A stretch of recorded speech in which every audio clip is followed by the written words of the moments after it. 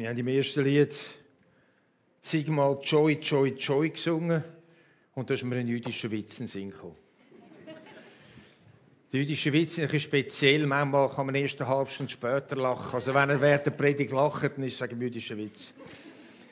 Es war Schabbat und der Rabbi war in der Synagoge und der Pfarrer, der reformierte Pfarrer, hat dem Rabbi das Auto gewaschen. Und dann ist der Sonntag gekommen und dann war der Pfarrer in der Kirche und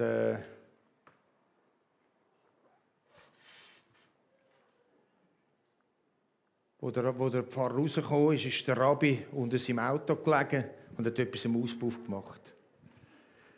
Dann hat der Pfarrer gesagt zum Rabbi: «Was machst du?» Dann sagt der Rabbi: «Du hast am Samstag mein Auto getauft und ich beschneide heute dies.» Meine Predigt heisst «Freude herrscht». Am 7. August 1992 war der Claude Nicollier im Weltall draussen und der Adolf Ogi, unser berühmter Adolf Ogi, hat in Äther rausgerufen: «Freude herrscht». Und seitdem ist die zwei Wörter sind Kult geworden und man weiss, Freude herrscht, wenn irgendwo etwas Spezielles ist. Und wenn ich den Philipperbrief lese, dann ist meine Überschrift auch «Freude herrscht». Je nach Übersetzung kommt das Wort Freude 14 Mal vor. Der Grundtenor im Philipperbrief ist «Freude herrscht».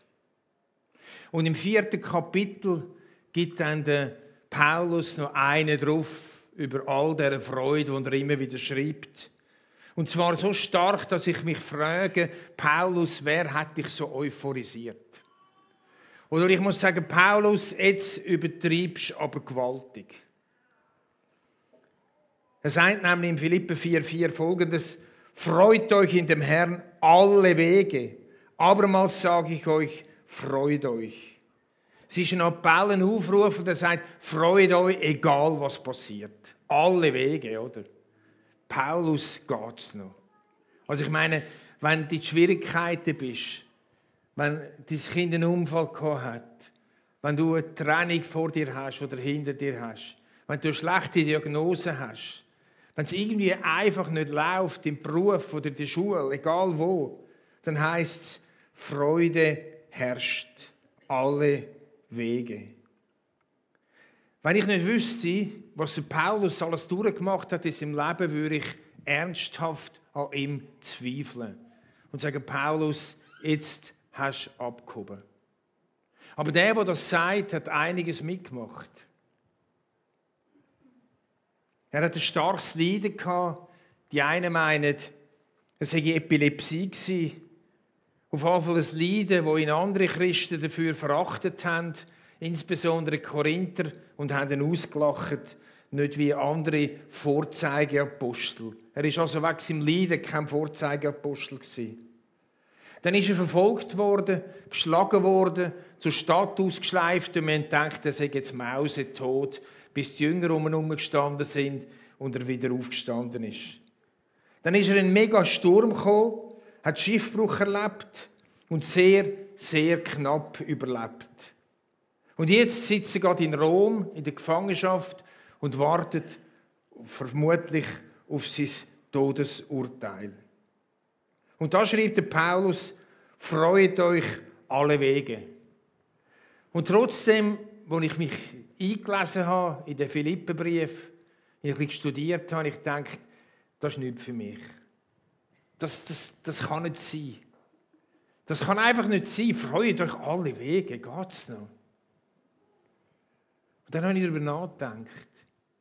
Dann ist etwas passiert in mir, nämlich eine Sehnsucht.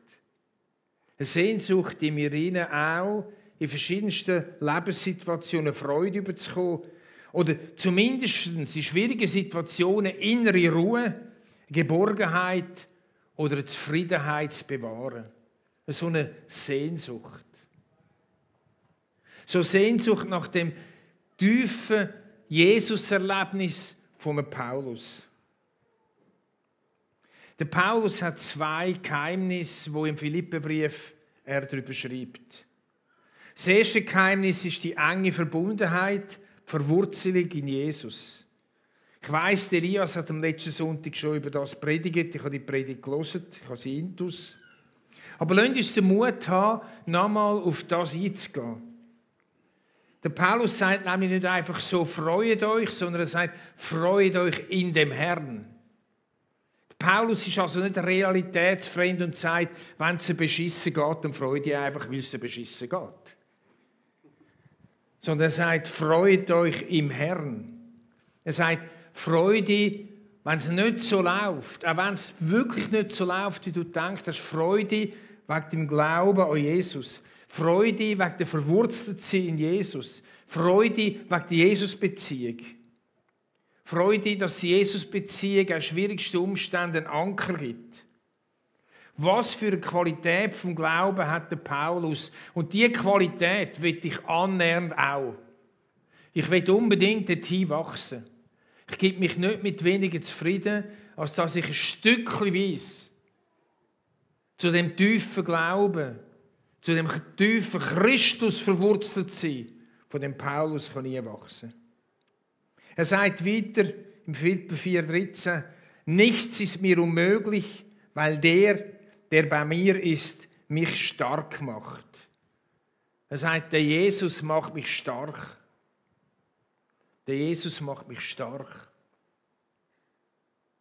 Der Jesus, der Christus macht mich stark. Und dann ruft er sogar noch aus im Philipper 4,8. Da steht alles im gleichen Brief hinein. Denn das ist mir klar geworden. Gegenüber dem unvergleichlichen Gewinn, dass Jesus Christus mein Herr ist, hat alles andere seinen Wert verloren. Jetzt kommt er wieder so extrem, oder?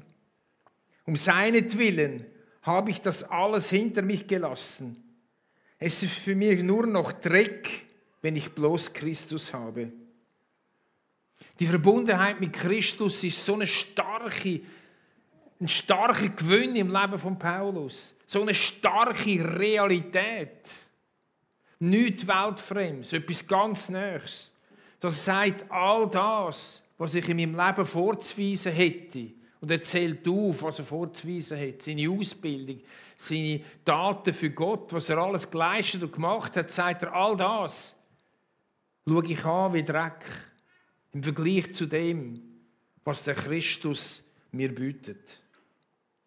Da müssen wir einen ersten Boxenstopp einschalten. Wir fragen uns, wie es dann um unsere Christusbeziehung steht. Was bedeutet mir und dir der Jesus wirklich? Wer und was ist er für mich? Wie stark ist meine Verbindung zu ihm? Ist meine Beziehung als Langzeitchrist vielleicht ein bisschen abgewohnt? Ein bisschen schäbig geworden? Ist meine Christusbeziehung vielleicht ein bisschen ausgelutscht? Schritt für Schritt verblasst? Oder hat es die Christusbeziehung in meinem Leben gar nie gegeben? Wie können wir in diese Paulus-ähnliche Beziehung einwachsen? Oder ist das nur für geistliche Megafisch? Für geistliche Heavies? Oder können da auch normale Leute wie ich, die nicht studiert sind, einwachsen? Er würde uns kaum aufrufen, freut euch alle Wege, wenn es nicht eine Möglichkeit gäbe, dort hinzukommen.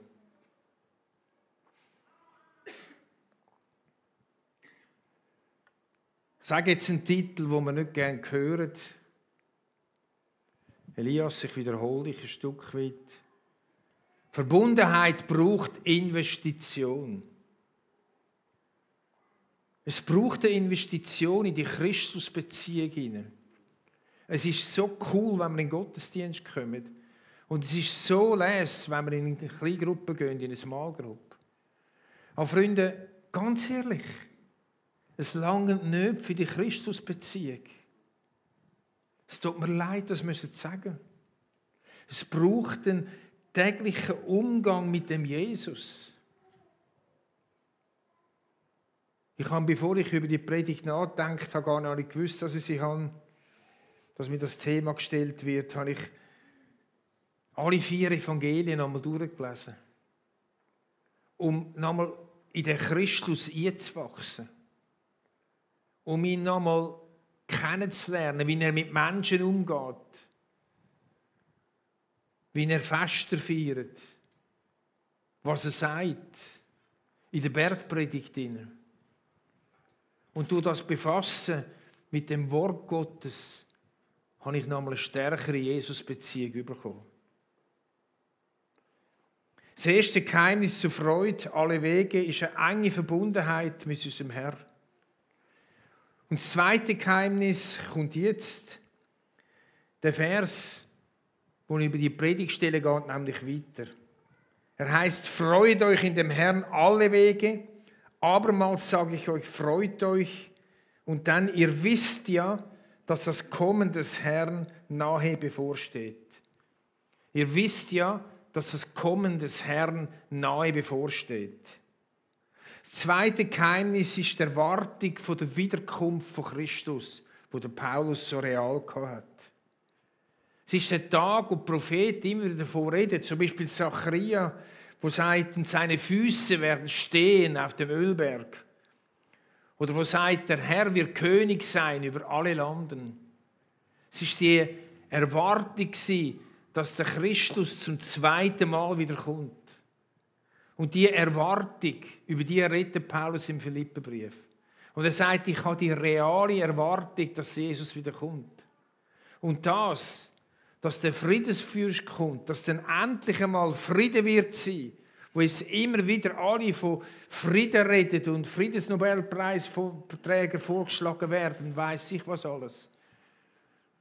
Dass es dann wirklich mal Frieden gibt.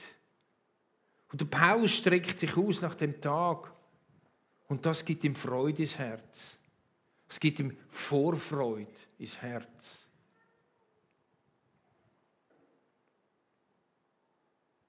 Der Tag, wo alle Eifersucht das Ende hat.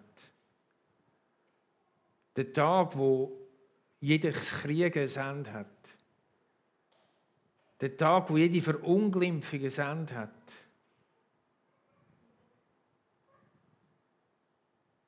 Der Tag, wo es Tränen mehr gibt. Nach dem Tag streckt sich der Paulus aus und sagt, ich habe eine riesige Vorfreude. Egal was geschieht, die Vorfreude überdeckt alles. Das zweite Geheimnis hat noch eine andere Seite. Im Philipper 1,21. Denn der Inhalt meines Lebens ist Christus. Deshalb ist Sterben mein Gewinn. Denn der Inhalt meines Lebens ist Christus und deshalb ist Sterben mein Gewinn. Er hat gewusst, auch wenn Christus trotzdem noch nicht kommt, sein Zweite kommen, währenddem er da ist. Auch wenn Christus noch wartet mit der Wiederkunft, so hat er doch eine grosse Hoffnung aufs ewige Leben. Er hat nicht müssen in der Angst, das fette Leben nicht zu haben, alles an sich reissen, weil er gewusst, das Beste kommt noch. Er hat nicht allen Wünschen und Begierden müssen hinterherrennen, weil er gewusst hat, das Beste kommt noch. Er hat relaxed in jeder Lebenslage zurücklehnen, im festen Wissen, das Beste und das Fette kommt noch. Es gibt ein ewiges Leben. Und er gewusst, das ewige Leben hat er auf sicher. Er schreibt darüber in Philipper 3. Eins aber sage ich, vergesse, was dahinter ist und strecke mich aus nach dem, was da vorne ist und jage nach dem vorgesteckten Ziel, dem Siegespreis, der himmlischen Berufung Gottes in Christus. Ich lese es nochmal. Eins aber sage ich, vergesse, was dahinten ist, vergiss, was gsi ist, auch was Schwierigem war, strecke mich aus nach vorne und jage nach dem vorgestreckten Ziel, Im Siegespreis von der himmlischen Berufung von Gott in Christus. Die Herrlichkeit bei Jesus ist der Siegespreis für unsere Jesus-Nachfolge. Es ist nicht der Siegespreis für ein Leben, das perfekt ist. Es ist nicht der Siegespreis für ein Leben, das wir uns verdienen, sondern es ist ein Geschenk. Es ist das alte Wort Gnade, dass wir das ewige Leben haben.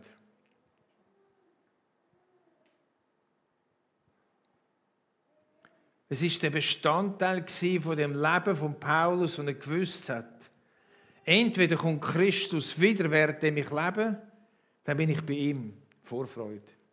Oder das Zweite, wenn das Leben da zu Ende geht, dann weiss ich habe ewiges Leben.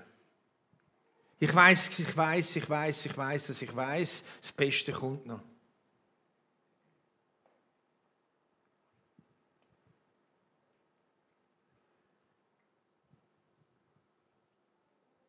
Ich bin wieder berührt, wenn ich Kirchengeschichte lese, angefangen natürlich mit der Apostelgeschichte, wenn ich die Märtyrer erlebe, wenn ich einem Stephanus begegne, wo er gesteinigt wird, ein verklärtes Gesicht hat und gesagt hat, ich sehe den Himmel offen. Und mit dem verklärten Gesicht, mit einem Lächeln auf den Lippen sich steinigen lassen hat. Weil er gewusst hat, das Beste kommt noch. Ich habe gestern mit einem Freund über die Hugenotten geredet. Er war in einem Hugenottenmuseum. Die Hugenotten, die dermaßen verfolgt worden sind, die auf dem Scheiterhaufen verbrannt worden sind und am Scheiterhaufen noch ein Lied gesungen haben, weil sie gewusst haben, das Beste kommt noch. Die Märtyrer, die ihren Hals unter das Schafott gelegt haben und ein Lied auf den Lippen hatten, weil sie gewusst haben, das Beste vom Leben kommt noch. Das Fette kommt noch. Ich habe das Ziel erreicht. Da fühle ich mich manchmal wie ein Stümper. So klein. Verstehst du? So klein.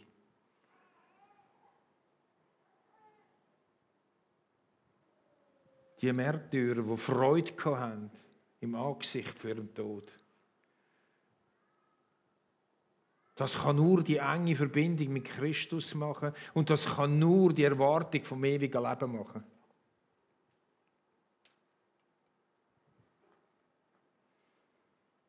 Wenn ich die Biografien lese, und ich liebe Biografien, dann verstumme ich manchmal. Ich denke, Mensch, was für ein wunderbares Land darf ich leben. Weit weg von jeder Verfolgung. Vielleicht einmal ein mildtätiges Lächeln, wenn man über Jesus redet. Und schon nervt es mich. Und schon denke ich, ui. Ich verstumme beim Lesen von diesen Biografien. Wir machen den zweiten und letzten Boxenstopp. Fragen uns, du und ich, in unserer schnelllebigen Zeit, wo alles jetzt subito muss funktionieren, wo wir jetzt das Beste aus dem Leben raussaugen wollen, wo wir jetzt dem Fett nachrennen.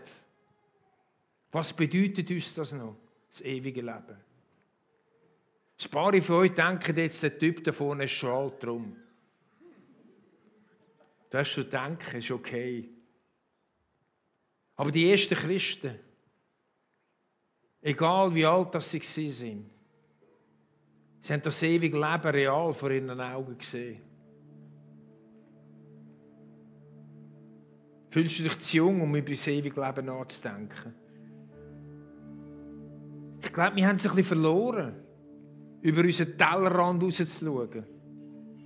Ich glaube, wir haben es ein bisschen verloren, für sie zu schauen.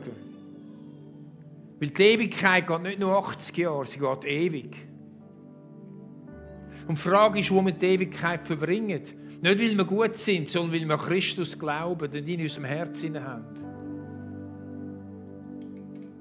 Mit dieser Sicht kannst du sehr viele Schwierigkeiten überwinden.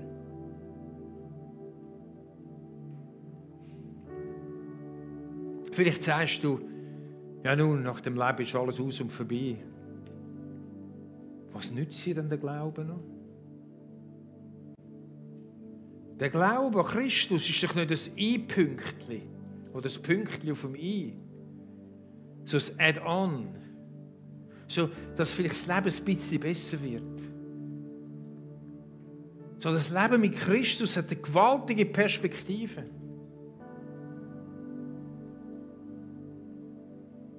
Die Leute fragen mich manchmal, hast du das Gefühl, dass Christus das Zweite kommen jetzt gerade wieder ist? Ich sage, ich hoffe es. Die einen sagen, ja, ich will schon noch ein Leben voran. Ich sage, ich verstehe dich. Aber vielleicht hast du keine Ahnung, was es bedeuten würde, wenn Christus jetzt wieder kommt. Andere sagen mir, das ewige Leben bedeutet mir nichts. Und ich sage ihnen, dann ist dein Glaube etwas Armes. Etwas Armseliges, etwas sehr Eingeschränktes. Weil mit unserer Umkehr zu Christus, mit unserem Einschlagen an die dargebotene Hand von Christus, mit unserem Ja zu ihm als unser Herr und Gott und Heiland, können wir das ewige Leben über. Das Leben, das gewaltig wird sein. Zum Schluss noch 2 Aussagen von Jesus zu dem. Johannes 11,25. Ich bin die Auferstehung und das Leben. Wer an mich glaubt, wird leben, auch wenn er stirbt. Und wer da lebt, wird nimmer mehr sterben. Ich weiss, es ist ein Vers, den man der Beerdigung vorliest. Aber ist es nicht traurig, wenn man nur eine Beerdigung an das ewige Leben denkt?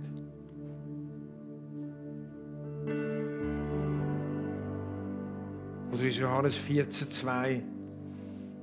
Im Haus meines Vaters gibt es viele Wohnungen. Und wenn ich einen Platz für euch vorbereitet habe, werde ich euch wiederkommen und euch zu mir holen, damit auch ihr dort seid, wo ich bin. Freut euch alle Wege. Ich wünsche dir ein bisschen Sehnsucht nach dieser Freude. Und ich wünsche dir in den nächsten Wochen einmal einen Boxenstopp, um über die Sehnsucht nachzudenken. Und darüber nachzudenken, wie du deine Christusbeziehung kannst gestalten und darüber nachzudenken, egal was ist, das Beste kommt noch. Auch wenn du in einer absoluten Hochphase bist von deinem Leben, dann freue ich mich mit dir. Aber das Beste kommt noch. Das Beste wartet noch. Ich weiß, dass ich weiß, dass ich weiß, dass ich weiß. Amen. Darf ich euch bitten zum Aufstehen fürs Gebet? Ja, Heiliger Geist, ich kann nichts machen, wenn du nicht machst. Heiliger Geist, ich bitte dich, dass du uns die Sehnsucht generierst. Ein Glaube zu finden, ein Stück weit, wie ihn den Paulus gefunden hat. Durch dick und dünn. Und Christus mit den ersten Christen, mit den Märtyrern, mit all den Menschen, die vor uns gelebt haben, die ernsthaft geglaubt haben, sage ich, komm bald, Herr Jesus. Komm bald, Herr Jesus, die Welt ist reif für den Friedenfürst. Für den, wo seine Füße werden stehen auf dem Ölberg. König gefallene Könige, der Herr gefallene Herren. Und bis dann gehen wir mit dir durch die Weltenzeiten durch.